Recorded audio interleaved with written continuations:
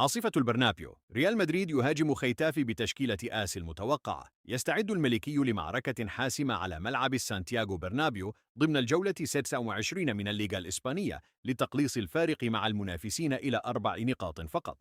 كشفت صحيفة آس عن التشكيلة المتوقعة التي يعتمدها أربيلوا رغم غياب نجوم مثل كيليان موبابي وإيدير ميليتاو وجودي بيلينغهام وراؤول أسينسيو بسبب الإصابات حتى نهاية مارس.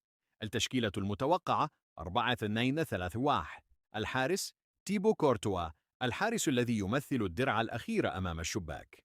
الدفاع ألفارو كاريراس، دافيد ألابا، أنطونيو روديغر، ترينت ألكساندر أرنولد. خط دفاع قوي يعوض الغيابات بصلابة وسرعة.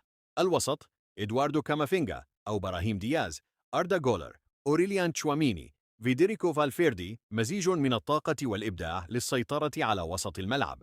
الهجوم فينيسيوس جونيور، غونزالو غارسيا، مع دعم من الجناحين لإحداث الفارق. يدخل ختافي بتشكيلة 5-3-2 دفاعية بقيادة ديفيد سوريا مع غياب داكونام دجاني إيقاف وأبو كمارا إصابة. يتوقع الخبراء انتصارا ساحقا للميرينجي، حيث يسعى فينيسيوس وفالفيردي لقيادة الهجوم الفتاك. هذه المباراة ستعيد الملك إلى عرش الليغا بقوة.